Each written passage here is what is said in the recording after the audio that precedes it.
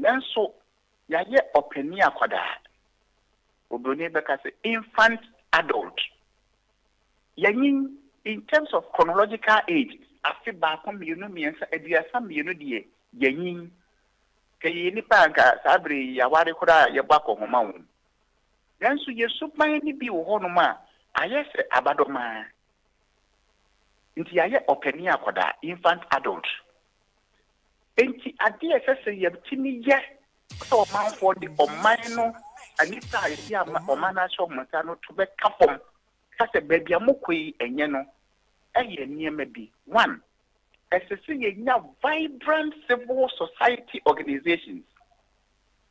Civil society organizations no enipa eni aban entemo no oko social contract theory na enipa ye say mia me di me ho se ankra esan se me kwa eda san mu freedoms no ne ni ho enti ye nyina ye ntia se se me di me se me di me ho so se ankra no matu me bi obia sai ye di matu me bi a ye be frɛ no superinos Latin ka se mo na ba brof me se sovereign enti ye di mother sovereign body no na ono hwe yen ba ye bible eso on hwe ye fa amodi eso na yen so yenye ofitie ma no yenye obedient to the sovereign the superinos no enti entemu ho ankrankra no ani aban ni ntemu superinos ne be ya aban no on the what the sovereign power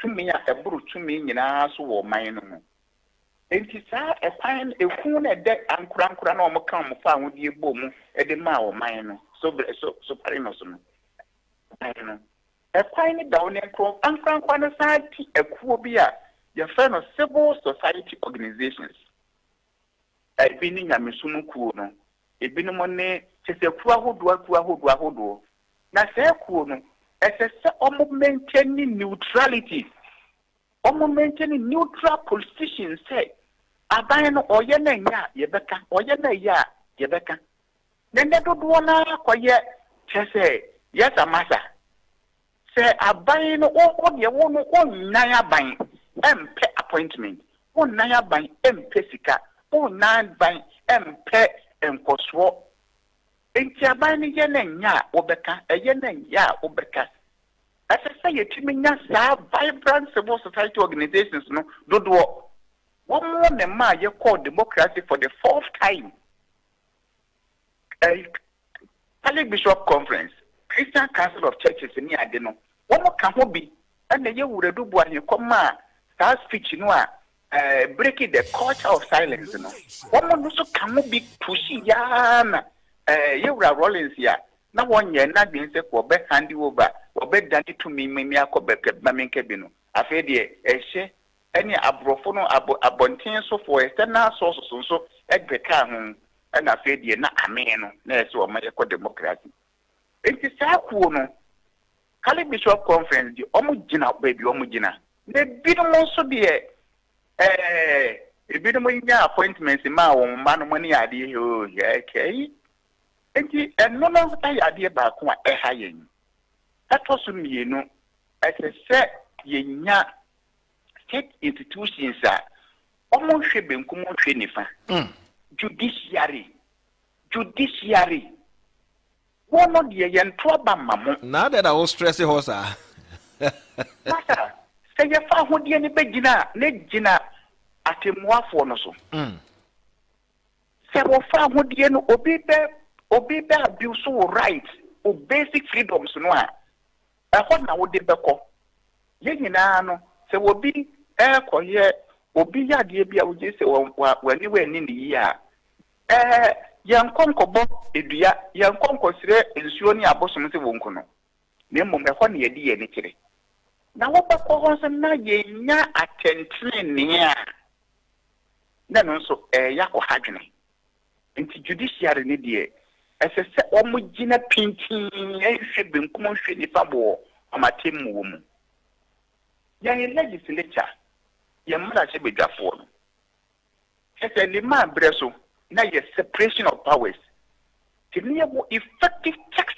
and balances na sabre no enye se party a wawo aban no ne nkrofo ye ne yi wo mo ne mra se bidafo no se ministers no ye po appoint we say wo ye MP na ma o minister ye by election for your replacement constitution ma sa ekwan no ye call American presidential model no enti na judicial executive no what din ho fi legislature emu na sa fusion of powers ya constitution yi dia ma ye yi ha ye kwan bi so amanfo akeka ewo omonsem kan ye mu bebre se and kaya sound separation of powers through separation of powers no and no bet me aboa na amanfo fa hodie no a ekwaje no kaya nta etimi asanyaka. Okay, but my yanko yanim kakra sa wo hwe kwan a ye fa so nso eyi leaders appointment ahodo ayeye mrahye badwafo kwan ye fa so eyi wo mo political parties ne select wo mo be candidate no oni akro na tumia kogina political party no edin mo ekoye ekoye so asem kan kakra wo ekoye ne se te wo hwe democracy na sase no efikro Greek kro bi efe no Athens enfie bebere akikura ansa na yebewo Yesu Kristo te se 562 BC na Athens kuro no mo na enipa wo mo kode be ye mrahye bidwafie eneyi no na mo kohia ekuo bi amokohia enhiemu bi omokọ no enna maako aduanan mienu ewafe biye mu ye fe no ecclesia entiano na emanko bi na kuro no mo no emema omadi mfie duonu ne moro ye nko na kosa ecclesia meeting no esese wo ye obi a wadwene mu da ho woye obi a watua woto na se wonye matic ye foreigner woti oman mu edi nepa Omanfm se woye obi a chese woye slave woye akwa henti adihye trudo na ye mema omuna ne ko ecclesia meeting no omko dwendwen wo man ne mpuntuo ho na nesa ne nipa si adoso ye casteta eye nkronkro bebe na aka bomunti no wontimi nko ecclesia meeting sane na omko no wo democracy asase no nkidi ye ne se ye wo representative democracy ye yindipa ko gina ya na emo ne ye to abama wo mo na wo mo si ya na emo ye ne mama yen enti ya na essence wo mana ye kese ne nipa na do so nti wontumi nhunu nipa na hu bebre party ne de wokodom na wo ye o register so ye party ba wo kase wo bekwa ye hwe se batua woto wadwene mu eda ho hunkaye wo di mfia constitution ne di ato ho no waye wasede wo fi constituency ho wonni se wonni ohaw ewo wayinu mu wo chese to na constitution article 94 no di aba no wo ya me se wie pe na o party be ka se me ko na koye kosi o manem na party no so age wo kosi kosi o manem na chese emanfo no de o mo to so aba ne sa wo koye wo campaign na to masum ani o mbe to aba na dodo no etuma wa na wo obedi MP no enti no party no de ne de na omanfo no so ye omode only say esa se bia sia ya kesi enti no yentumi nhunu se asomasi obokokwa mu nsem bia constitution ni ebo no se ontumi ma omeye mrase bejafie Dr. Zigbako o kan say yentumi nhu a wo ma yesua wo mo abrofo wo ma ye democracy akwa ni mo yesua wo mo UK and US no ne ade ede na beba se wo criminal record bia na wo bibi esia enye bia edemo ade morasa na wo ba begina omo behu chese wo kra wo ntimi emme ho fi se wo ye den a wo mo ebehu ede na ma ye de na ye hu esanse ye no so sa wo ye moro so about 34 population ye moro so sa ede ntina ye de na ye hu enokura ye moro so sa nenso level of sophistication and yama ye motivation ni mu se ni wo titie ni ade no ye se de ni bisa obi kodi on se nipa mienu a meyi Ibrahim Sokande free mu a nipa mienu a omo ho aba asem se de ye ka ho ye nanse abayi ni a ya na wo adekon ni si amanone na oba yentimi nkohwehwe ni suban wa amanone no mu ye won so okra party bearing card bearing member of the party ano ye o diska kakra ba na no ano yentimi nhwehwe mu nkwachiri titi wa brochire de no enkohwe se ampa ye constitution na ka a esi obi ho kwan se wo saa ne ma na wontumi nyina no yan yentimi nkohɔ no nkoye no no se o man no de wo ye bie dia ani amanfo nim se krachi we sadi rewe no we tia no we bɔ no we kuntia no nanso ado de omode aba no nyina ya na abrochie na sade no suma na esumasi gade na se suban no efriba na wo ka se obi a odi sika ba nom ne ade we raise concern ewo political financing ho obehwe no na bi anipa no oba constituency ho o sika or kwa sorry how or present sika or kwa how present wani beba ho so no ano na wa political party ni bi mu na afi wagina na waba be ye mrahye badwani nom ne ade saa kwan ya na nipa no faso se de wo kan eba na waba be gina be mrahye badwa enhia se ye hwehwe mu ansa na ya man kwan because e bi odisika ba ehwehwe mo ne de se ye wo saa akade no a edi hwehwem Ghana ha de yebeti me hu nsumasem a waye ene ye wo school sebe ukowia embeko ana wukoye sei wo criminal record bi wo school a wo classmates beka amo beka ma ye wafiri mu nemo mekoya brochire a hono na esi epe na kade no a na saa sikasem no ikasem ewurewura ya batwo ne ya manyosem no nso no eno so sabe e topic a say e tebre bi timi doso ni ye pa sanse di yenya ne egusu di yenya pa sanse onipa no disika ba enti wona wo se wo de wasom wo man ne se dien wona wo se wo nuonyam wona wo se wo nemudie wona wo se wo de enka wo akomata wo de besom wo man no a wonya saa pan no sanse bia na woni sika na debia America na say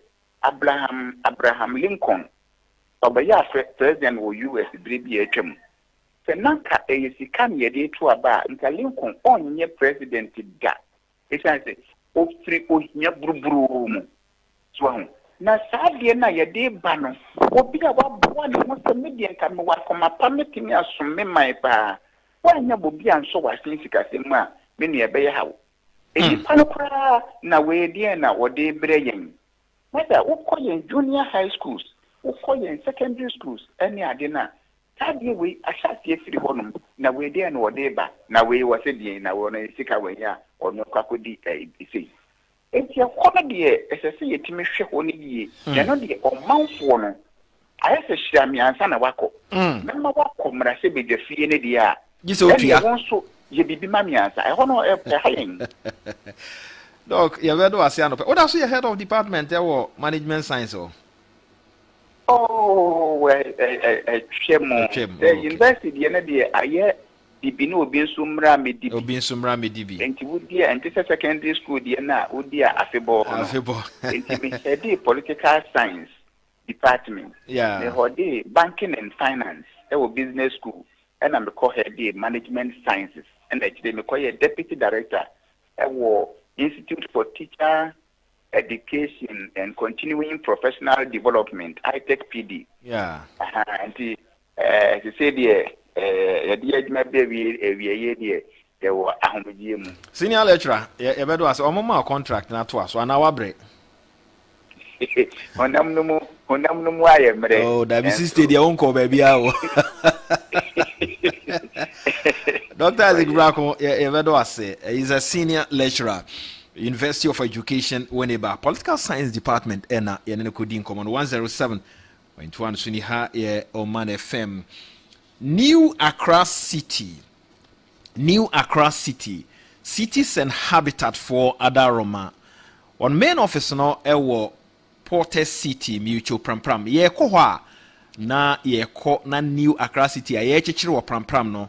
Yensu yakope baby atena nokreni sɛ wohwɛ New Accra City a yɛkyekyere nsuo akwan afi enyinam nkanea sɛdeɛ hɔ fɛ city a wo aburukyire a mesrɛw wobɛtumi aba na yɛ ne wayɛ nhyehyɛeɛ na wɔn numbers na wobɛfra frɛ after nonkono ekro esan sɛ ɛyɛ office lines a within non working hours no fra ya na ma problem sɛ onsa enka but anɔpɛ free 8:30 ekro no ofra onsa ebɛka New Accra City ya ne ye kyekyere no foforo mu mpanimfo ɛyɛ cities and habitat wɔmo kyekyere di ama na wo ne wɔmo adi nkɔmɔ ama etumi aboa asase na wo pato ɛdan ne bi ne yensi ma de yɛsi awie ne bi na wo pɛ rent to own na apɛ sɛ obetenem na wa oni ɛbɛboa ho hyɛ no nso numbers no ɛyɛ still 0555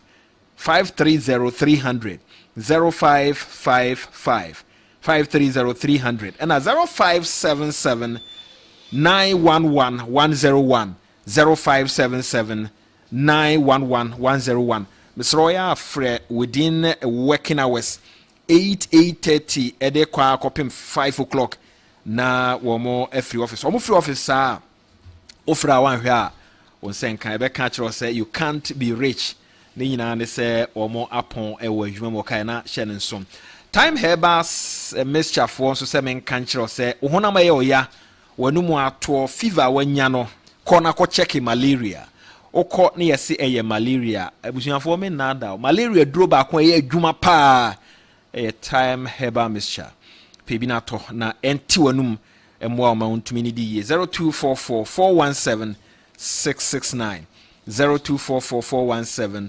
669 no ahye no nso o sori anopa yankopon ye wadom na onya bibi edi wi a ne wo se wodo ho to so eye kingdom womunura ewodwa so na no yedidi wi a na wanum bi na ode aguso ginseng power capsules eboawo amwanya hoden garlic capsules ne bitters twetwe srade e waduan no nyina boawo ma stress level anxiety and afi wakoma ebo prepare ne honam e oya ne nyina akọ kingdom garlic capsules and ne bitters asem nie tremendous capsules no so yesiesie e de ama enuano ma no sanroi mfie be se duenu ni e na omanfo to aguso atọ ama e kọ nanim a ebua ganafo fa ho hyembi na ebeboa wo de asanso a pebi nato etufo ntie nhye no nsom frɛ na wɔn mepɛsɛ ene kingdom din komo nso nhye no nsom frɛ 0597 298 855 0597 298 855 and 0559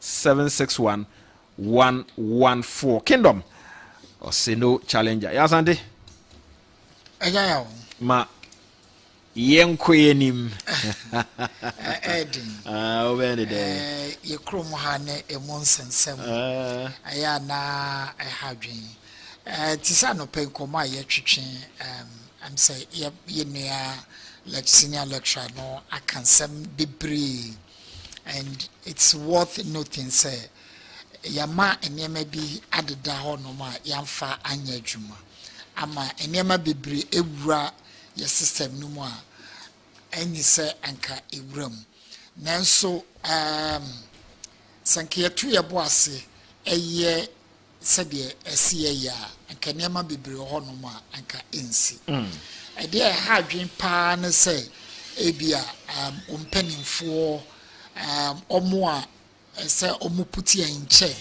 in order now they will be involving eniema can you say eba bon obi ka say ye wo man a ye wo mu no reward and also say we easily allow people to get away with anything to say wunya ka say obi aye bibia all that we look for ne say party ben ana owum na ye de abatanwa na che say agragro na no na ese nipa ne yejai ama no afa ne ho mame announce ono ma omo person omo ko Facebook you can join us on Facebook Oman Life ye logo no e yakoko srade obetumi adwen de na yetumi adi nkomo na nsen na ye Facebook wo no na my problem kakrabat nyankopon adaroma se se de na na asante yanko anim enti obi George Sylvester bi o say when a nation pardons its criminals faster than it rewards its heroes, it teaches the next generation that corruption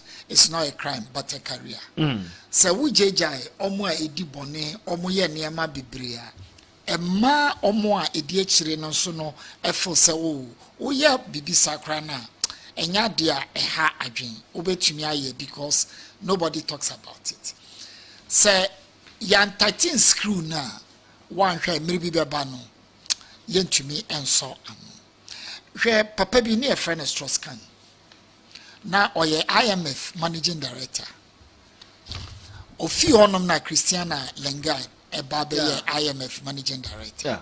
He was so powerful and now Akoba be France president. Then year Strauss-Kahn maybe a chum say or running be a capimpa or more ye nuanom be bobe sibra no hwe omo so ne sanema no. Ena oko New York hotel IMF managing director say abaiwa akofefe no so aye ne den. Ye the handcuff egu IMF managing director sir. Emma the political career everything end of it. The omo can say nobody is above the law. And they do thorough check and sana obeba office via waba. Nancy California election be a normal be. Akwaba ko yeso wako fifin kola bi mi atwamu. Yes no. Yayama wa withdraw from the election. Because when you are a leader, we are obia, we are example for people to follow. We are law enforcement agency. Your lifestyle, everything should be different from yenya ye we no. But unfortunately, ye hano ye mfa no nya dwuma. Na ye dia ne say nsempe rani. Oh cash. Oh cash. Onye say na che say ozimwe na ye ko. Yeah. As to ye be background check no yenye security agencies any the ACC ebinum wo mu. They have some fine soldiers and policemen in the system. Yes. Okofa enemre mu no fingerprints bibia ese wo check nipa ne background said na we can ebisi or US ama state kono okope police adwuma no wi atofe wo kinagate kran ra yemfa Yemfa. Never. no Yemfa. but yenye die no oh protocol na ye de nipa na tum se ofihi ni suban tisan yenim Nze munungu a na yeko hwe parliament edin eda so no eye honorable omu ye nipa bi a anka tese judges eni se fi eka omo ho okasa utumu say yes obi ye look up to me omo na hemra edemaye nanso obetini aka we ni aka we ye parliament in the fourth dispensation of a year no sa allegation nye ba ko nye mienu nye miensa ho ana akoso sa ankese bibia leti say no ebia head of parliament akoso am ebinum kura dem ako prison yes say no something is wrong it look like ye bie window bi ama obia ewuram but this is an August house and we need to protect the integrity of that house. When I say anasi de okofa ba ni judge CD. Sabi ni de ma ye de aponchini prostitute and ye de dada judge bi. Can you believe that? Ma meaning komo enwie ye beba back to our discussion. Aha 107.1 Omanfm so eni midin ede ya amufa boachi yensa ka ora Farouk Al-Wahab or a certified diplomat internationally and also investment consultant. Yene no nin komo kakra emfa Asante Achem North MP no nia eto no ne diplomacy ene ekwan enam so ntia entiase we have our parliament. He's a parliamentarian. Dear na sinti esase yetete no kwachi ne baabi nom ne ade wonnom na womudi womani di saa ne ma no achi ne ye ne opani no eni nkomo kakra me nua emo acha no pay yemuso na wo hote sei nyame tumi bibia ye okay e da se no pay ebra wote say member of parliament wa Asante Achem North or call na yɛakye no ɛwɔ Holland, The Hague.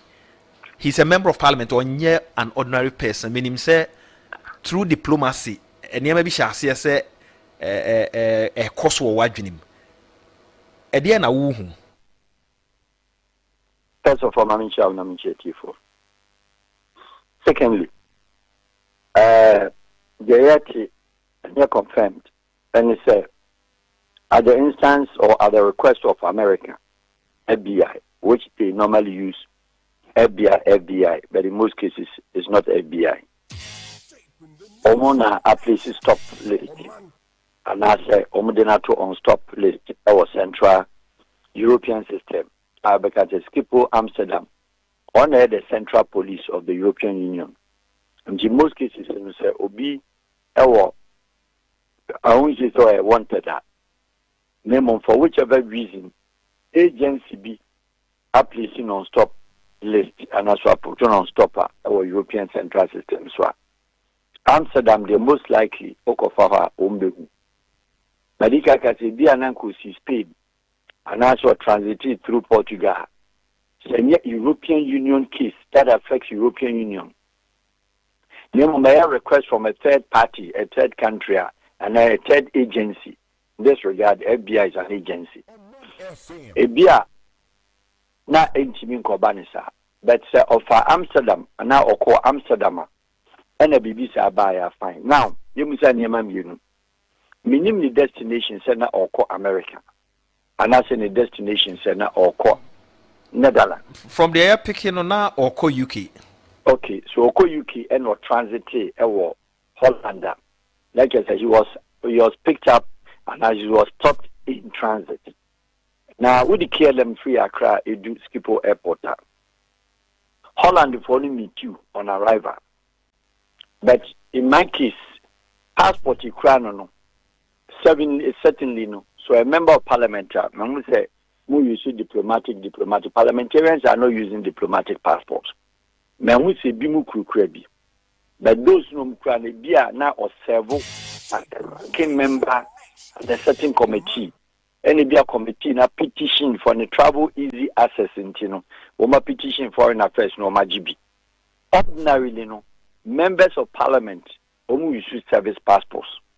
I stand to be corrected, but that is very much the same. Only appeal court judges and Supreme Court judges. Use service passports.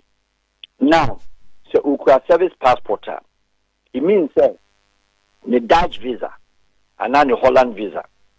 Meaning say you are watching UK that a dear na ukra British resident permit or the Ghana passport and now say ukra British passport.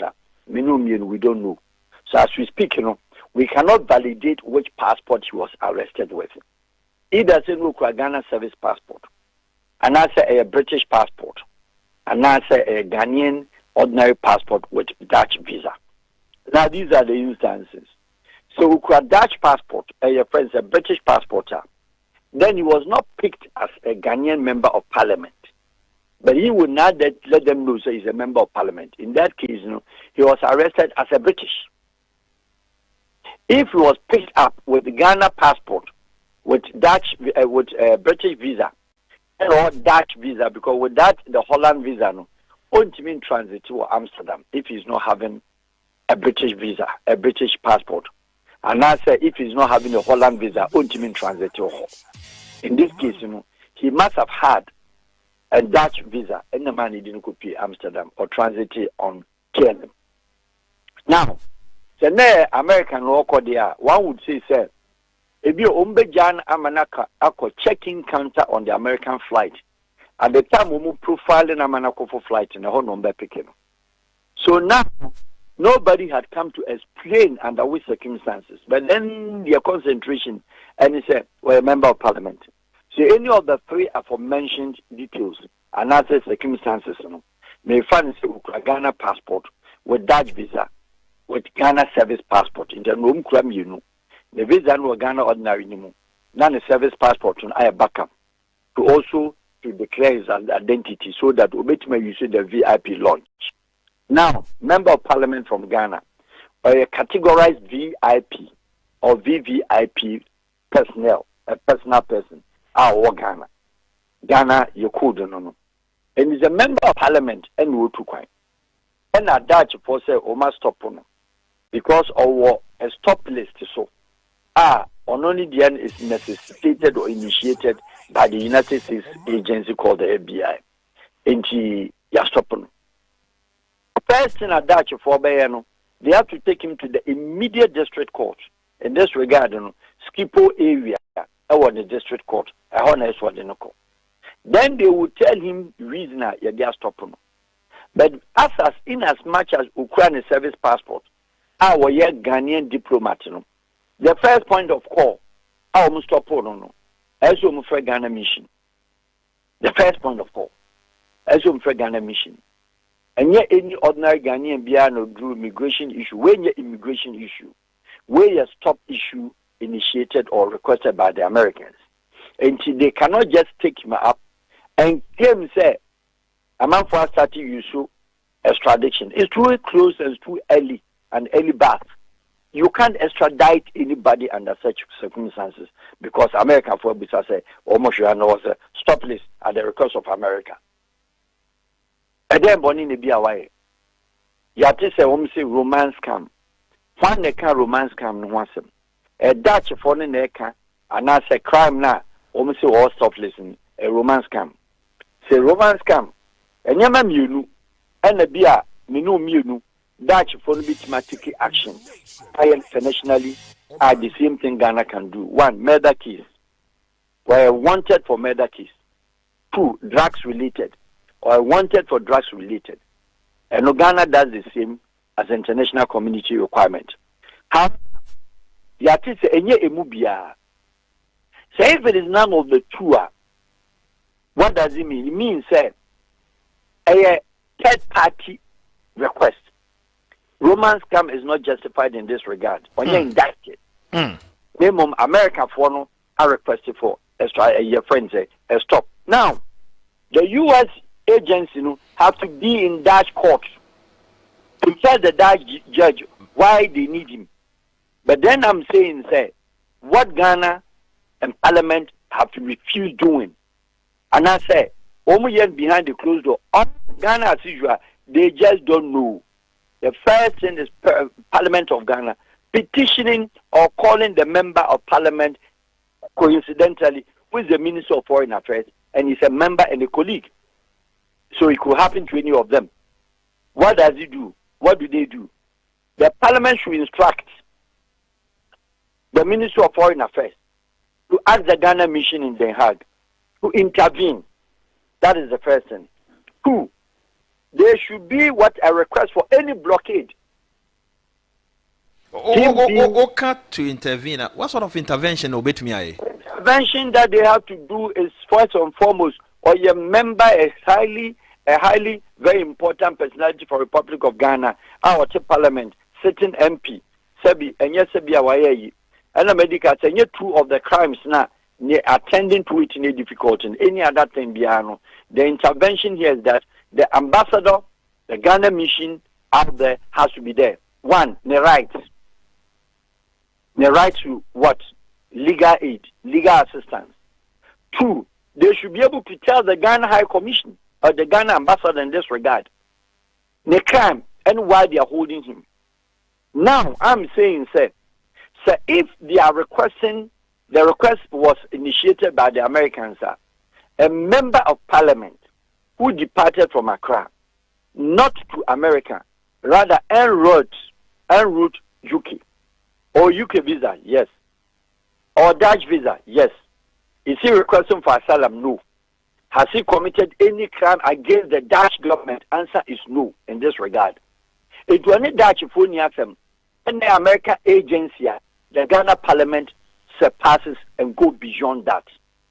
So therefore, the intervention is that whatever that he has, America and Ghana for a little bit of arrangement, kind of a pact, is not an agreement, it's not a resolution. You know any charter with regards to romance, scam. No, anyhow. You know extradition pact, a murder case, and then also drugs related. Mamintu ya se na me manto aso. Edi entina Omanfm be inform Parliament and I say any of our security agencies in this country say nipa we no rather omo better tenakochin wo baby. That is where me want me problem the early report that came said in collaboration with Yoko, which I find it very ridiculous. Yoko is here, and my good friend Raymond is the chair of Yoko. So if the person is a member of parliament and being wanted here, we facilitate requests through the parliament. And then if Yoko were collaborating with the FBI, the Yoko have had instances on the FBI dealing with car issues with Ghanaians. So the man was in the country here. The Yoko couldn't have now come to say they collaborated the arrest with the FBI and stop him, which is ridiculous, in my view. Because Obachi member of parliament, even locally, Krum Hakrana, you have to go through the parliament and request. And yes, I understand that in it here. So police grab per parliamentary action. Mamiti Yoko Diana said menti I didn't say say more collaborate here and yes stop no. Early report that came. Okay. The report that came. But Ukas Oma inform parliament. If parliament was not informed that me no story we can make say here say. How do they do that? I know the Dutch people knows how to go about it. And to be informed, who declare so a member of parliament, they must have already informed the Ghana the Ghana ambassador.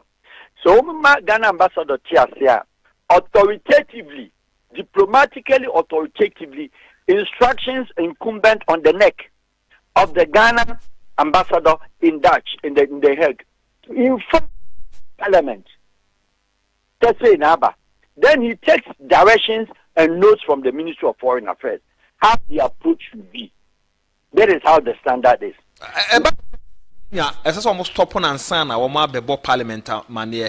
Now me hear say ABA or be informed parliament not through parliament any of our agencies, security agencies, nanka ABA or modena rather than say you best stop on and son ya bebo adding here. Rather even that who go through Holland, KLM no the choir they have profilers. And the profilers, anybody on wanted list who is not qualified to pass through Amsterdam, the profilers will see it in Accra here. They wouldn't allow you to exit. Okay. Let's go to Kotika International Airport and call the profilers, those who profiled him on KSM. They should know in their system, say he was on stop list.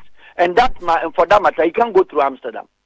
Are they also saying, they also collaborated and allow him to go and inform the Dutch ahead of time? Because when you say, before before flight, not manifesting the the central point of the first arrival until airline the information. So it means that Nidin had already advanced notice the Dutch said what a flight in sober. And until before so be do a pre-examination before immigration said to me an Amsterdam Schiphol airport. Now when you say Nidin indicated, highlighted, Nidin red flagged. Until the say Oman we are now concentrating say Acheno Krana. What I'm saying is that Ghana Parliament, and this is a test case for them. If once again, so Oman stop this kind of excuse me say nonsense now. Next time you speak a bit too quiet, or be stop in a third country, you see Nicaragua for some. It doesn't work out anywhere. It does not work out anywhere. Meaning say the parliament has every right, one, to summon the Dutch ambassador immediately and request and require. So a man for America for Hiana, Yanfanimra Accra, no more request it to the Attorney General's office. That is how it's supposed to be. Third party, you need Holland, you need extradition pact. Holland, Ghana, you need extradition pact outside murder case. You know, ministry. So in this regard, it's not the Dutch government that is extraditing him or stopping him. And if the Dutch government is not the one stopping him, the whole Europe, a country with liberty, prisons right, arrest right, sentences right, Switzerland comes second to the Dutch. And the whole worldwide, I think Dutch comes next to Brunei. What do you mean Dutch citizen about Dutch government, Oma? A law be a friend 3 against 1. So what Dutch citizen 1? German 4 Tachichi Mukom Koyen Kosado. What Dutch citizen 1? The German prisoners 3 Ebaba Bejino. Said sentence, I didn't quote us, Piano Mejano. Ubianim. The European Union have taken the Dutch government to court. Sending sentences even on drug issue. Yachi will be 10 kilos our Dutch airport, Schiphol airport. One, the law of non-publication. They are number one in the world. So anything about will be privacy. Even on drugs, even on murder case. As far as the arrest taking place was Schiphol airport, you can't publish it. In Jacoban say, you cannot publish it. You dare not. That through the Queen Maxima and then Queen Alexander Wilhelm. Omaya lost the house. Even that government, say immigration and customs, what you will be with drugs in the country, Amsterdam airport. You cannot publish. You cannot. And you should that same law. Says a Ghanaian member of parliament, and for whichever reason, when you have problem, then is a known address. He has a known address. And the known address is the parliament. Release him. All right, this is a developing country. Yeah, who they were here a bit to me. Papa, the developing country, Ghana on voting right. Yeah, a developing country in the United Nations General Assembly, a table, a resolution, and the word picked up. What are we talking about here? Okay. Ghana is a Switzerland of Africa. Do you know that? There's no charter. There's no resolution in my diplomacy. Over 35, 40 years. There's no charter Ghana and Sanchez. Niamu kensa omo respect here. Adentina omo yes this move and kensa so omo ye. So the law, somebody must speak as we speak. The parliament should still stop talking.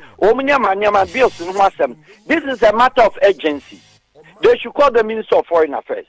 And I believe when it comes to matters like that, Yemfa credit in the he will not also sit for Ghanaian and for that matter parliamentarian to be disinterested. I'm saying, sir, Obianim Kramawaye, and then you have a problem. The law will deal with it on its own course. Name a personality like a Ghanaian parliamentarian with service passport. Name your Dutch government no what problem. Name third party no. Maybe some question say. Yeah, didn't come when open be catch them say parliamentarians no be a diplomatic passport. Okay, maybe the name himself first. Yeah, more service passport. So say no. Yeah, they have diplomatic passport. You must say, does it come with diplomatic immunity? You can hold diplomatic passport without any immunity. So diplomatic immunity, that's what they come Ghana embassy. Then we deal the issue there. So need diplomatic immunity to on a passport as a travel document as a member of parliament and a diplomatic passport. Let's get this clear. A lot of Ghanaian confuses between service passport and diplomatic passport. The two are not the same. What I know is a member of parliament, 275 members, you know. Omomia ministers equal diplomatic passports. Omomia ranking members on certain committees equal diplomatic passport. Name what I do not know say a moment blanket will be a diplomatic passport. Then it's even another scale of the issue. So red book then we have to deal with the issue with urgency. Say Dutch and your national on your Bonigia Dutch government. And only Dutch government in your problem. So Dutch government no issue they are treating him or they are handling him in Dutch government for example, home jurisdiction. Name American for the any American for you need even a tradition as far as romance scam is concerned. But you no more memorandum of understanding. Our Attorney General. Anything I said be Abutri Kamone young boys so Mabechu Makono. Even with that, the judges in Busa Wumu. And even with that, they are not any FBI. They are agents of certified agents of FBI. American for they are not stupid. They are not crazy. They are not funny. So the FBI agent with the blue and white jacket. No about cra. Yamen Pasama. Now walk watching didn't see no Miani Sha Sabi. Naka can some my own declassified American information. Now one year no. A agency, security companies. Our Mia said Oba or be claiming so but who Busano court to say, are you an FBI agent? On find the badge none. Mopam Kobisa Ghana court say, Oma Bahaba boys in Akonina. One let my produce identity card. And we have to be very careful. Say, a country. Nadia, Abrofuni Bibia, Yadia go, no be a slow, and I say, Memu so asem. Some American congressman, and I wanted one Nigeria. And for whichever reason, waba program wa Ghana na waba Ghana na Ghana who say in system mu Nigeria for say congressman waba ye penachi no. Do you think that Ghana our boss so bet me the American congressman come Nigeria for because Nigeria for sure? Never. Can it happen? Dutch government, Holland, watching a citizen, a case in reference, main criteria for ya. A case in the 90s, early 90s, 91, 92, 93, I stand to be corrected. A involve Jaga P, any your friend, a musician, your friend said, musician, Nanajiman. Needing requires a single nickname be G-Man. G-Man issue no. Mukobu Sagana prison service. No Musagana police, Musagana courts. From day one, Omche Nanajman, until the last day in Shianon, Dutch government was present every day. There was no day I didn't call court. They initiated the appeal, more than 20 different multiple appeals. Munkobu sa His Excellency President Kofosu Oman Konoho.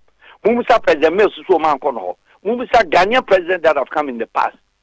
Until Rollins Mina, Ansana, MNC, Ijano. This is a country and a citizen. And I've said, the whole Europe will be our 3-1. Watching a citizen or do prisoner 3. Oma Kumnipa Krom Dumba Bro. Doma Bajum citizen. That is the Dutch law. And to any country be also arrest. And on your country be the Europeans and the Dutch government at the Nako court.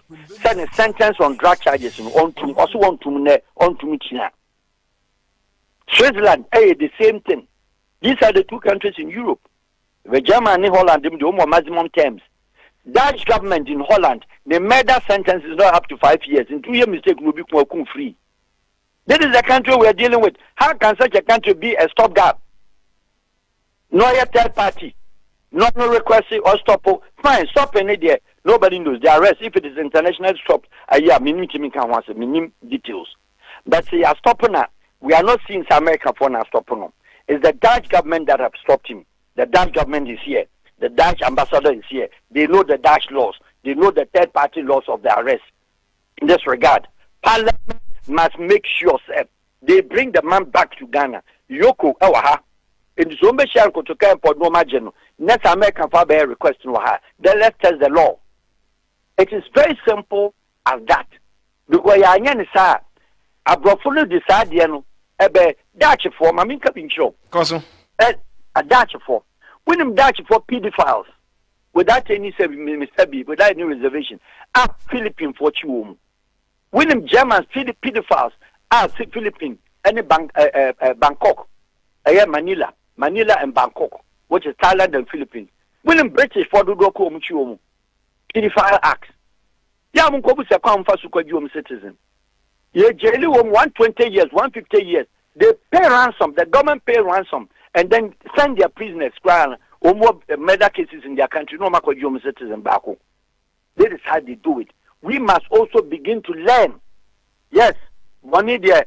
Send some money or can bonio nyamina mejeji. I am from Sobi, and our case be me, you, we don't care. What we care is that you have protected the dignity. You have protected the diplomatic passport. You have protected the service personnel and the service operatives. Our more country are. It will get to a point. One a foreign service personnel, the mission staffs. You dare not do that over here. Munko Ghana court. Say Holland didn't back room in your case. Yeah, the Holland for year. He tells the ambassador himself to be present in any time they present the person in court. My reference case scenario. Now I'm called Ghana Prison Service come and say, Jima da hono. Nedu ane koya kopim si yino. Ne toiletries koya kopim si yino. Ne per diem koya kopim si yino. Since in the net over 34 years case. Mamin tu asi amfi ankomo no bra na wie. I want na say omo echosa say bia we penny we member of parliament. Me can we in reference to opinion na ono nso ye member of parliament ye chi ne sa na ye in connection with cooking. At what point na say ye chiwa eno de oman no ntimi nkoka ho hwe. Mr. Martin case I've already told you. I made you the reference is not you go ahead. I see into case no reference into any secret. Yeah. Mr. Martin was arrested in America. either red-handed or involved in America and call it a drug issue. But the point is that it was a crime against the United States government. And it was, if even it was drugs, NSC, Kosovo, Krana, they can act. And I've told you, say, international Vienna conferences and then conventions, strictly a murder case and drug case in there, countries who are right to act on their own, regardless of your personality, regardless of but even without the request for a fair trial, a fair protocols of a diplomat, you grant you. And you're different. Where one in your Dutch and walk a born in a Dutch of watching. And the Anchino Minum Yenu read say, now BBC in the Kurano, and I say yes, I on drug case. There is a case that Obi say, yes, it's Katsembi, and I say no, I don't know the details, so I can't even comment about that. Yeah. If that is the case, it is a low profile. America for now, a grades of case. Your grade cases in first murder, there this, and no would really be the whole country, the whole world. Omkobian or that classification of cases and how it will go. And in America, when your case I cross border no, and you have to say romance scam, cross border. Now within America, American in Nigeria, American in Sika, and Romanian romance scam, there be into a code, the code has a title, say romance scam, and he's saying, Abruwa Bisika, Mami Bisika, or Dobi Home, and he's saying, and I don't go to detail because we name the case in the city. I'm only concentrated on the fact that we have to protect our members of parliament. We have to protect our dignitaries. We have to protect our high-profile functionaries. We have to protect our diplomats. And we have to protect our diplomatic mission staffs and the foreign service staffs from such future occurrences. Obani, me no ase, actually asem foforo ba beba. Nyankopon so enka ho Farouk Al Wahab, certified diplomat, ena ye kone no edin common. He's also an investment consultant internationally. 107.1 Suniha Omanfm. Ya yedi hon common ne emode emuhwam na kwachiri. Ya no aka esa honam eye o ya no titiri kotodwe waposo oba bedru fie ase honam ye o ya opese okọ massage eye se obekọ but bomodin ase obenya afa ointment chief afa daroma eye adwuma pa enye bia massage mpo na opese okọ na wa odi bi betwitwu ho na wada wa obi hu se obeda kama akwada wanya mfie mi ni kopim mfie du misra fankuto fra ansa na fa massage na obi hu se bibia be fine. 0244 938 425 0244 938 425 and 0500 104 395 0500 104 395 na ene chief afa ene appointment for non komodie intumi enkoso adeache na se wonya ni di ya on share dampe kwampa obetumi afa so ama onipadua na hoden akosoro na wodidi nso a di niema eye organic the senti na mede Soul Health and Wellness Center for womo numbers ema aka Ohineba Center Mr. Ofre womo ede na wo pato a open organic Ghana ha honko na obenya bi eno pa ho a ayaresam organic Ghana ha honko na obenya bi omo ya de papa na yeboawo ema yare no kora emma ifise niema yede ma no eno nso ye apomodin aduro brano e wo se onsa etumi eka onyankopon na ye yaresafo ne nso so emu ahoden no ewo nuaba eni nua eni ewonom ne ade ode aman no na da biara da esa yare nti sisa hodo a wo pe oil de desra ne yede ye aduane drinks ahodo a wo pe afi cinnamon eni ni nuanom ewo a wo pe tea ahodo a wo pe ani nyina no organic frɛ number yi Ohineba Center 0302 983 045 0302 983 045 and 0302 983 051 ko na kopebito na intimi emwa Asante. Yo, na meka about. So utie our harbor. It looks as if say from one no said the diplomacy city no as a kwan mo fa so chire member of parliament no enka nye ne kwan no. Wonem ade abaako ene say eba emremo ananso say country bia interest country no interest is supersede everything else. Say Oman bi America omo war against say drug ne money laundering.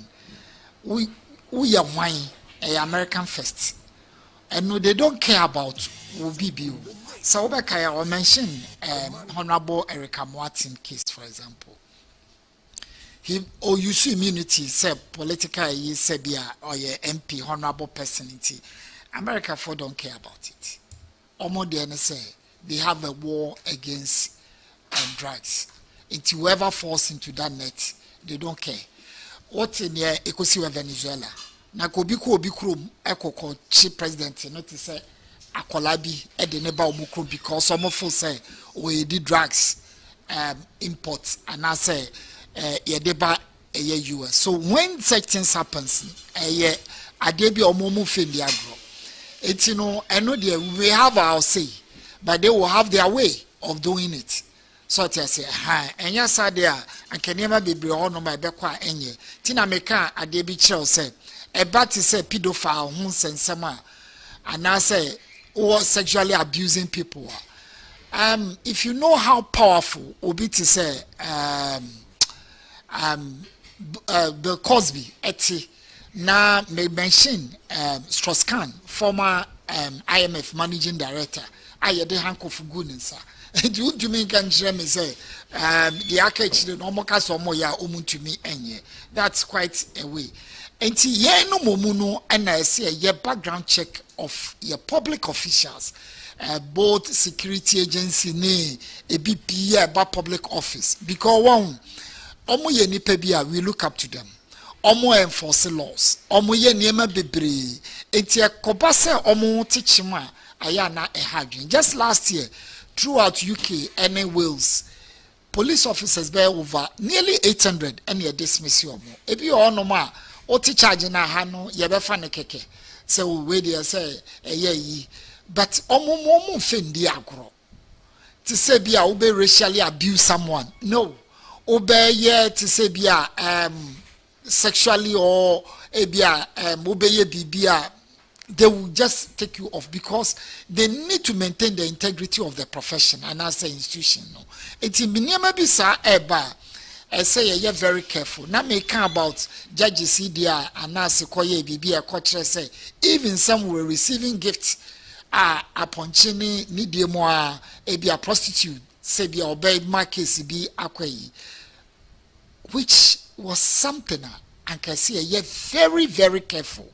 Near tighten screws because the judiciary, which is an arm of governance, a very powerful institution because Pennyphobia and Ribimi Koti, Alexander Hamilton, a year and the paper CBA or Trump say it's the least dangerous in courts.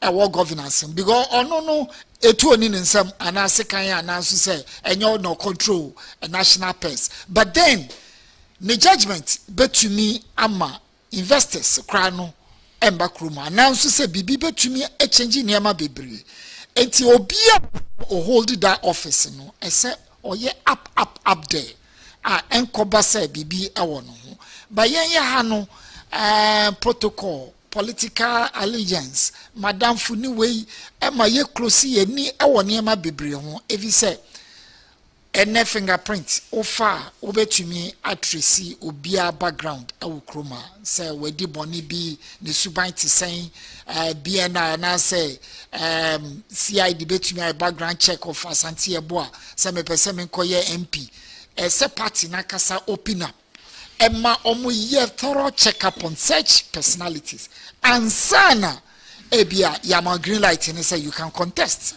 bankoba sani ejai obia ekofa semfoforo British Prime Minister no ho akire no Keir Starmer adanya wa appointee obi he had a friendship and as a relationship between Epstein. Some people now intino. You say, Master, you did not do due diligence and say now we are appointing the panel. Say ekoba sadia and one casano as a sacrifice. Now you know for how long and I hear the ebet na yen keep an eye on such things. Even ye ushe ya soria in kanino and sana obi be ya sofo kra wo krum ha no na utum se nipa no bibia eso ni ewo no said the 2 Timothy ekano and Timothy baby okano say he should be obia any say ye je ne ho chinya na say kasemfo efa no and so na hwe said the eti ama people have been questioning Christianity sana institutions nyina so no esenka ye no said the be ya integrity ebe wom omu deliver omu betumi deliver ade ba kwa last ye di hu komo eyete se obi appointee obi a and as a government and as a ban bi ba or the IGP ba or the chief of defense staff ba or the BBA ba eti nipa no so ye na adwuma kra na essence obi na de ne ba nti no I to say onye due diligence na wo ho no wo ye finance and chief justice and as we IGP na me won crofo and na me party for policy for protocol na me de ba afena akwaka tro bi so wo kwakoye ne background check. No, you cannot do it because already no what compromise will stand. Timinji ni say ade see taking on the lighter side. We need to do check. Let me give you a final one. In the year 1990 or 2000, Peru chief intelligence officer to the president. Now he was on the payroll of drug cartel from Vaticano. Every month he near money $50,000. So etibibia woliki e de ama enkrofo yi. So it took someone from outside and say no mu say no source na aha ani free. Wow, enti yenye very careful. Yes sir, emri bi beba no every part and every system in our life you know we corrupted. Ama bibi omobeka bia no enye papa and afen so emboa for your governance. But I say Ovakorasapon says amufa parliamentary immunity occurs only in the boundaries of Ghana, according to Kwabena Sapon. Eric Ewo Netherlands, or say Ghana Nibi was arrested in Indonesia. Na efadie ho it was because of drugs, but because an Okra Holland passport no.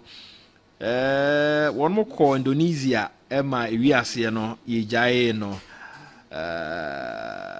Okay, he the queen Eric me say was when matimi akire mu yi because no kra Holland passport nti omoko Indonesia ema ejaye no 107.1 so ni ha Omanfm eba phones a Franco Trading Enterprise na meba former MP Edema Nkranza North, former Deputy Defense Minister Major Derek Odro Ewahman. So yane no nin komo kakra. Opani ye mo wache. Yeah, me just me ni na what to say. Yeah, ho ye na so aye. No so me ho din fa. Okay. Ne ye di ho komo na ne yetumi ate ase security ene diplomacy ekoso wo wiase. Ye nu France ante achem koba se wo monsa eka no ewo Holland no. Ebi no busa sa den na omantumi informe ebi a security agency se wo Ghana ha se bi opani ne ye hwehwe no na ombetete no akwakoche no ewo kwan so why deputy defense minister pen asemi entiase wo mu ye de wo hia yo me ni da se e be tie fu nyina e se nyina ko da so antiasem de member of parliament asonti achim okay from pon ya so mu ewo Netherlands airport na FBI and Netherlands authorities and no chino. I mean, very time I'm a chino no in that information because no be or play no. Now, who say, or after Nipa Bayer, Nipa Bayer and 9 beats ye a buying crop for and also all your members of government. Ghana. That was the report where we be frame me catch me na one tiasie because play this year we na ko rubber home na o fare niema wo ye penny for a call VIP. Na say you ba be fa wo mo a o ba ko fa wo mo. Na e ko ba saying tell pass play no ho e na e ka ba be say ya prosifo abefa nipa e wo o si ye no an ya fa wo mo ahweski wo mo away ti be kire mo kire say o e bia na ye arrangement bia for security reasons no me matu kwa ite manam ye deputy defense minister I say me call Ukraine we call so many countries people have arrangement security e be shia me go play no ho I was the deputy defense minister defense anti-defense personnel and I say defense minister bi o ho no me counterpart etimba be shia me wo ho it me drive me to call VIP and I say me nihwe efa wo mu straight na edimie pe debo Ghana embassy aba be shia me ne sa security foi enti anya so bi say ya be fa obi onso no nipa bebre e raise consent e wa alupenu Ghana fo e wo mu no e je say da bi anya kwa ase de esi baaye no ye no wo mu ye ne nyaade a e ya ahogo enti we no aba be to odwa no na enya asem fufuro e ma me because na mate ho asem dada na nyina ne se wo mo hwehwe no ne ho asem aba 2025 ama wadina isa nya nokre na ya chi no baabi ana wo mo hwehwe no e wo crime bia wadina wa America ntie nyina ya boya adwene to free enam ne asa abase o machi no na aye money laundering ska bebrebe wo pia kogu baabi ana se aye 32 million dollars eho sudie ntanse no mode abono a okwakuya no wenu nyina ba ya na eye animguase ma o ma no ebise so ayi security dia ya na ya share intelligence afasa afasa bone hontem ana obi a waye bone aye penachi no wone country no office no a share intelligence enti ansa na bia obefi kura na itwichi no airport ewo ebia Ghana ha ba we jan kofa ni sa that means say sa intelligence sharing no abrofo no sa security e wa brochei wo mo lose confidence e wo mu ana so wo ni say e ba ni sa wo mo Ghana security e be ma yina ye basa nti no mo ya mo ko chi no abrochei no na the obium said optimum chi na some of the MPs are now saying for Bible Crawford members of government a bit my executive a bit my MPs parliament and judiciary that three the procure and the former government and he said the and said we're watching with some of the members of parliament them so go do no maybe on don't call the control security control no wo mo hu say nipa na mo hwe no no o ka ho nti binim say wo mo aka no e be gya wo mo ene e gya wo mo because obi a wo didin boni nti na e ma edin nti say e hu say oh ye hwe some government officials bi na wo mo ekura diplomatic passport o ma ra ndi wo mo akudura mundu ha baka you say we are sorry we are looking for this man and we got him nti mo amaka no obi atimi ko embarrassment menya Derrick na wo ka se asam no na wate dada se ye hwehwe no na men ti dada se ye hwehwe no ma be kire se kamu adini si e wo Netherland airport ho no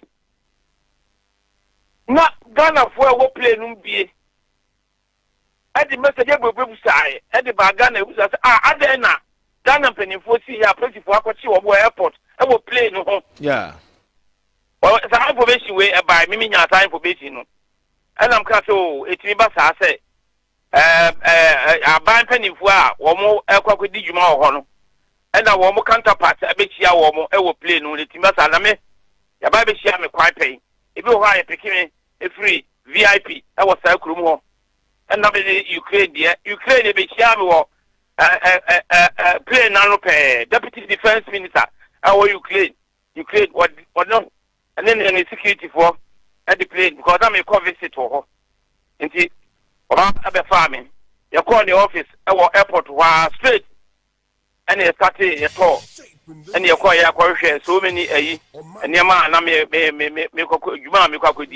Obani ujiri se die ntina omo bi fancy bi omo hwehwe no but omo mo Ghana ye security agencies bia man ye se abrante ne hwehwe no nti mo ebia mo na mane ana mo mfa no mre na mo betete na omo akoche no ewo oman foforo so Mini anya first time ABS ni if there's lack of confidence say you demand Ghanaian authority Ghanaian security for operation maso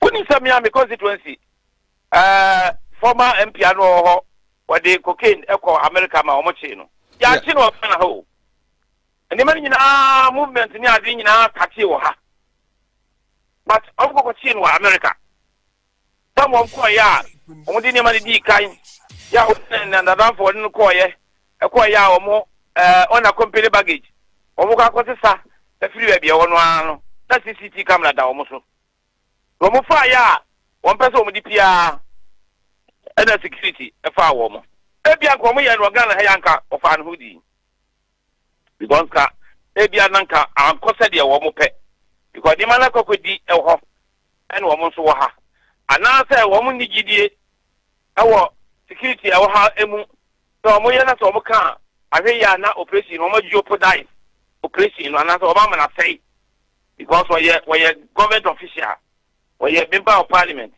that be na ne aba no so yache obi ewo ya flip kwen no na ye hwe se ebia eye wo mo security agencies bi na ye nso ye pe bibisa na ye be bo no omo amane a ebe likiti se de ye de wo mo enyiye nie no. It depends on why am so omo ebe person omo ye that operation no ebo wa am say ye involve the authorities in the country ebo nso ye involve omo but once I wo ba ha de e be hwe o si ha ya ne ache no straight away depend upon say the omo handle you know into one na pe and one na plan operation and one you can't question them say body bia esi wo Ghana and a Ghanaian authority for dia and intelligence between abo am action wo Ghana but when they involve a foreign issue and one more share on that say the esi no na oba hwehwe no over a period of time and afena fidie na to and omanya no achi no in the idea of no say am focus even 2025 kurana there were speculation say achi no e ma oba be yi ano e ka say nya no kre nya ade e ma nkrofo bi kurana what the constituency na wo mu jubilate say achi no em sa manyo semti no na wo mu nyaje say achi no nya ade and oba be yi ano but I don't know what you mentioned who see and now say I say Nipan Fanto so man in your hop. I saw how see but a timid dia basic 2026. I'm a coco so I just actually year be him and now say he was deeply involved with that option home be but operation there those who operated upon that you know or no an address you know they woman a nim quite almost no much no million. Obani me no ase e chire be kasa yo osme da se yenso ye da se Major Derrick Odro former MP in Nkoranza North former deputy defense minister na yene no edi nkomo no 107.1 so ni mi gidi se asem na fe ani da ho ye te ase pa there is this MP is he a former MP Brian Boamin says he clearly wants no trouble, so he has decided to stay away from any country with an extradition treaty with the United States. After all, every day is for the teeth, but one day is for the thief, but one day is for the master. Samuel Brian Boabe, Sammy, you pana didn't need the on with the minimum or I can say, me na me boa a trumpet. It didn't have any dinner free mono. Also, a Kaikui South, and then he clearly wants no trouble.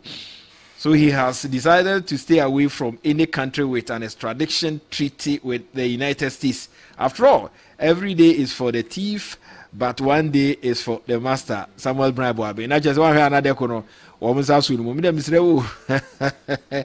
I believe the Netherlands security might have heard of some powder turn out to be kokunte, so they don't trust our processes. Okay, redu buahi ma wonso yenna wase yebeda hofo ye commercial break ye ba yebeto aso. Good morning.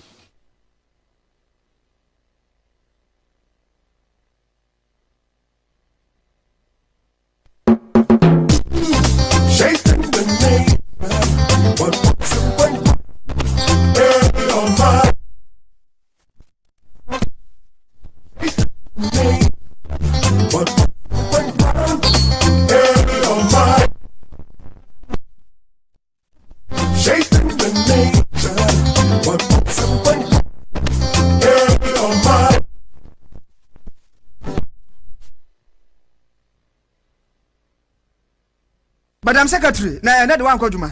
And I am a kwan. Okay. Me ko so health and wellness center, aka Ohineba center.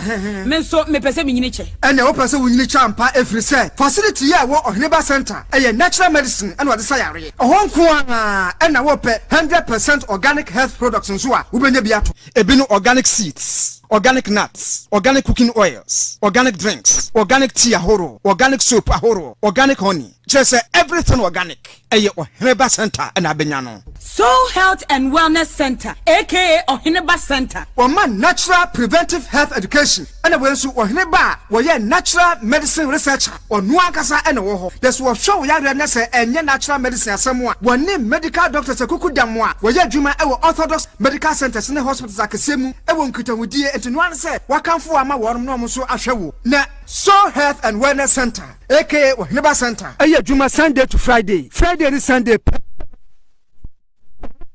Why juma free? Ohineba Center. Eshe Action Progressive Institute and St. Peter's Lutheran School. And Finfinwa. 0302 983 045 and 0302 983 051. The king is coming.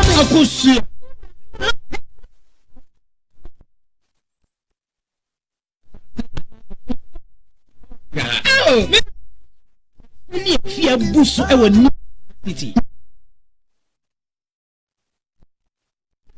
That na FE na e pristine site.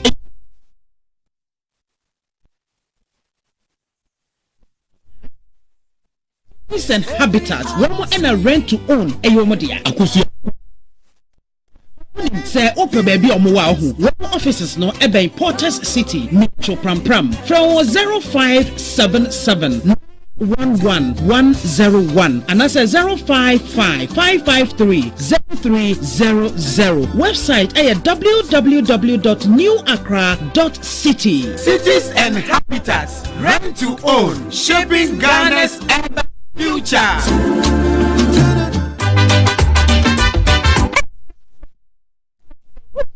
New. No me no just a man tie aduane pampan menu mu atosoma nansan hu se obesore na me na ho eya na me kwa jogging o ahoɔden na bedwa metimi nante afuru sane a menti brebium sanse emoja ne timi furu ye adwuma immune system no so eye na adwuma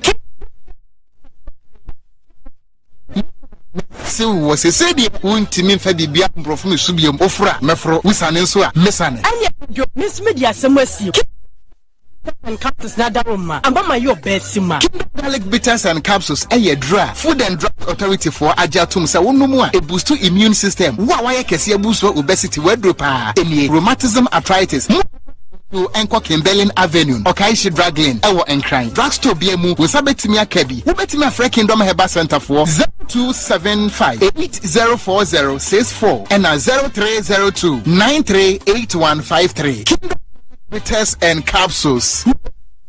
Ja.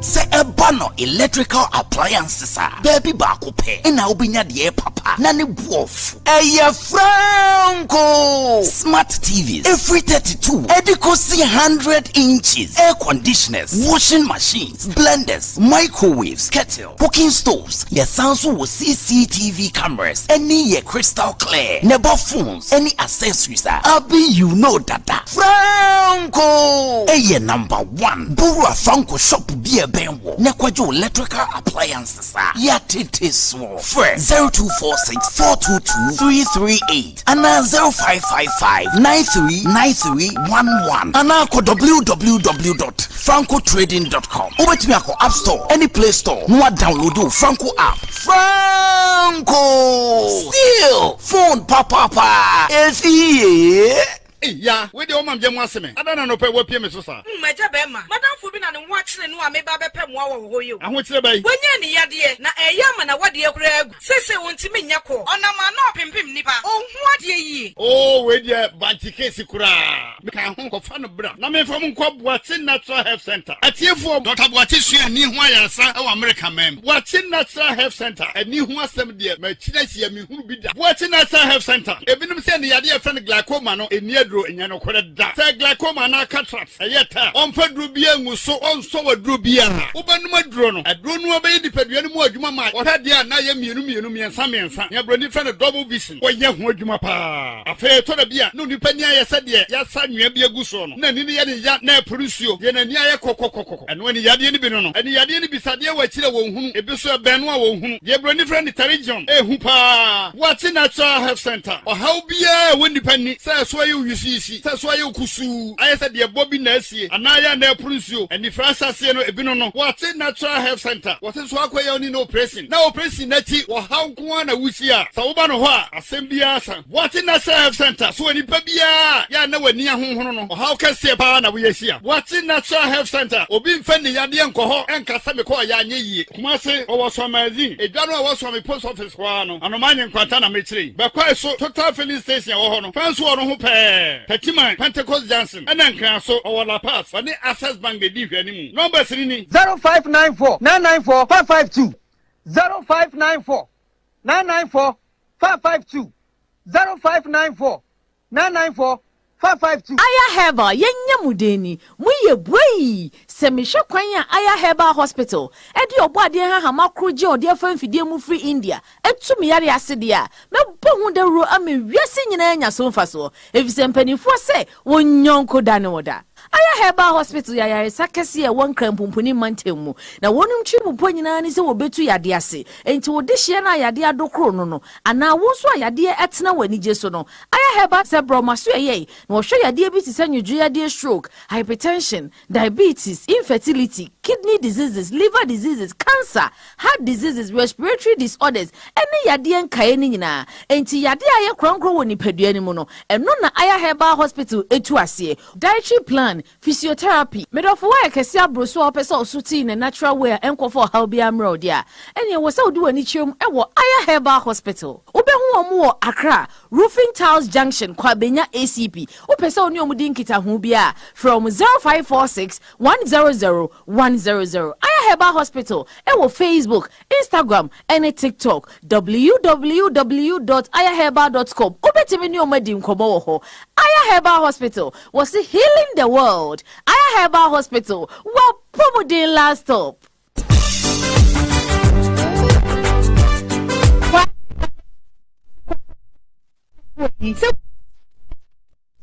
Kwashane nine suasua. For ointment. Sauti yawo ewo honam akwa no mu a ahotutuo wo anase wonan afriche Chief Alpha ointment ena ebeboa. Saudi aduro yi sraba bi a eye wo ya. Amunu sede awode wo no. Means mabum na se etewo. Akwada onya 2 years entimi nsra Chief Alpha ointment. Wo betumi di nkuto pra asra akwada. Yes. Aduro eba okanshi drug lane. Ashama main station to memfa se wunya nsunsuanso bia to healthcare provider ana FDA ewo safety app no eso FDA treatment a product for herbal center Vanna down phrase 44-938-425 and now 050.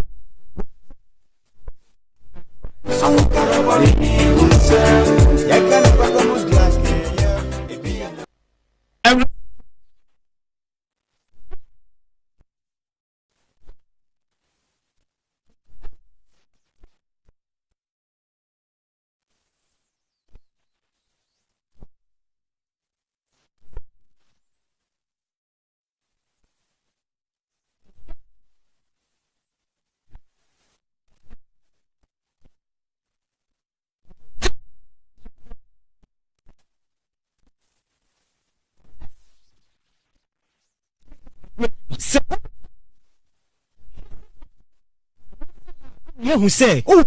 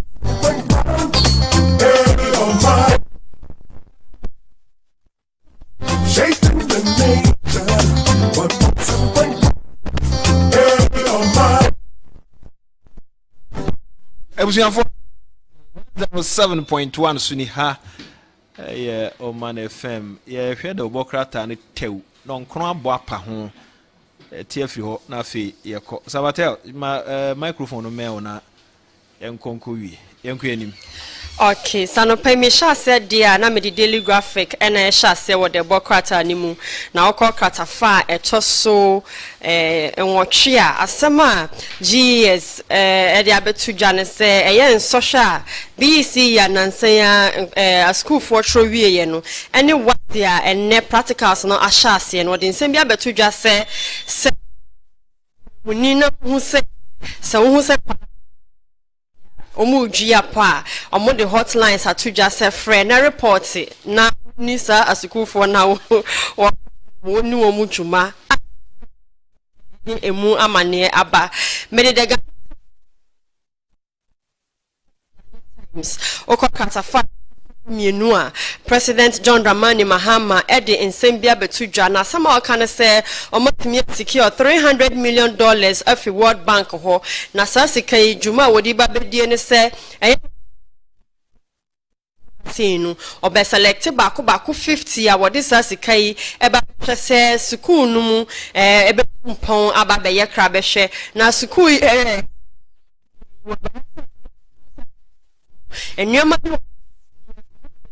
na and schools no ebi wo ha betimi abeye A but emu hia enwoma kakra bia betimi abo mo amama beye A schools no what is sika we na eba be hyemu amana tumpon nti we the Ghanaian Times edeba no pay. Okay mo ohima yenko daily guide the bokrata no krata fa etoso miensa na yera Carlos Ahenkra ɔde aba beto dwa sɛ MPP amanyɔkuo no ɔmo abato ɔmo ba beto no pɛ sɛ ɔgyina national treasure ne nyinaa ne sɛ ɔba bɛboa ma amanyɔkuo no so no atimi akɔ so na wohwɛ kratafa ɛtɔ so enso na ɛyɛ adeɛ sɛ buno regional chairman ma MPP amanyɔkuo no yɛwura chairman abronye Kwame Bafo aba beto dwa sɛ no ɛde ne kopie mu ɛwɔ circuit court ɛno wɔ Accra hanom ɛno ana court ahyɛ ne sɛ yɛmfa ne nkɔnkɔtum ɛyɛ na wɔtwe mienu na yɛde kopie mu asante mantem kratafa ɛtɔ so enso na Human Youth ana sese omubuafu nyinaa ne sɛ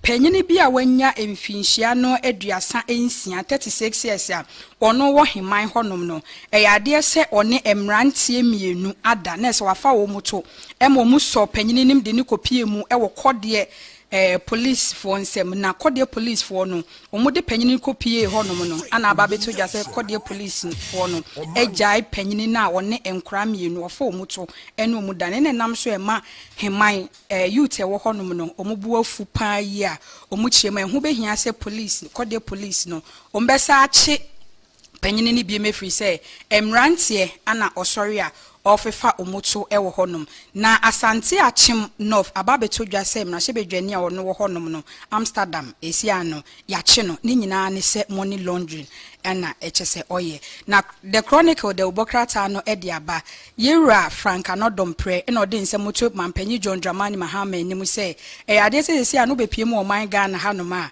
businesses egu pa efiri se dum so no esiano agense monti mampanyi John Dramani Mahama enye bibi emfamfa ho eno ewo kratafa etoso miensa ewo the chronicle the obokrata enim na the chronicle the obokrata enim ade se yera Carlos Ahinkran so ensem no aba betodwa na aba betodwa se ukopie mu ewo eye hospital bako no osu na se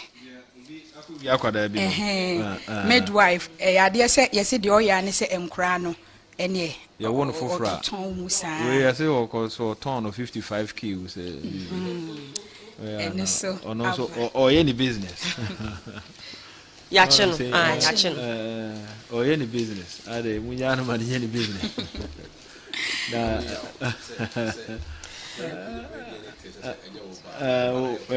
baby as a DNA test yes in your bar it's na mrs ya no mo be DNA dia o fa maame fo so nka ho se ne be ya be koye DNA na nya papa ne dia betumi nsuso aba se nya maame no so dia DNA dia se ya de o mienu nyina na mostly I am the young man. Dabi, ya de edin ye be man no din ya na ye but o share report ni nyina ma oba no so de ka ho. Okay. Because omo kan a figures bi na omo hwe. Nti omo hwe se figures ni emienu obi o pick maame ne de ba ko pick oba ne de ba ko. Nti ube komo no na nipa no mdo omo de ne eye no nipa no eye na bia mema mienu. Bo hu se be ma no ba ko de ne akwala ne de na wa pick no eye ade kro. Na wasan pick ne maame no so de. So ofa ne mienu enti ubehu se be ma ba kono nka ho ne de ni akwara ne de ni mukura enti tambia na so wanfa maame ne de na nka ho a unya figure na wo hwehwe no sa na omo eye no Trust Hospital I know osu Accra hanom ana sasem we esiye wi akwada and enya first time we ade otai say the business no every day for the thief one day for the master yo mama wafo Eva Asia, okay, and I'm wasi.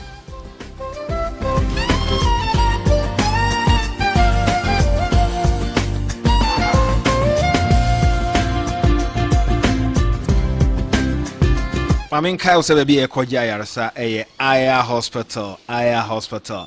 Omo ya de papa na de mama ni gisa hospital ho anopa bia meka ho asem ni said womo e the doctors free India enti bia wo problem bi pese odi ko India Mr. Ofako Aya Hospital location no ye Roofing Tiles Junction Kwabenya ECP Aya Hospital be kwa to India doctors e wo ho sanso so e no mo Ghana nso doctors e wo ho na yare omo sa no ye yare a ye kwankro yare ahodo a eneyi ababeda ye so a nipa ekoba na nso so eni ahoto na omo beboa ama immune system na tumi akosoro uhia wo nso a wonsa ebeka bi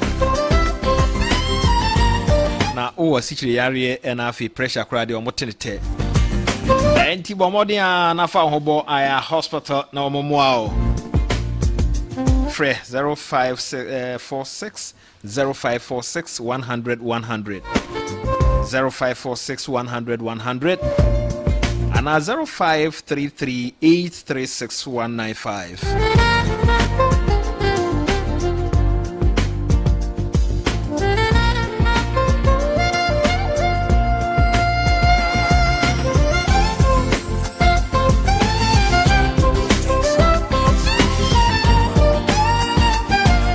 Edaya, honey, today's agenda to us. Good morning.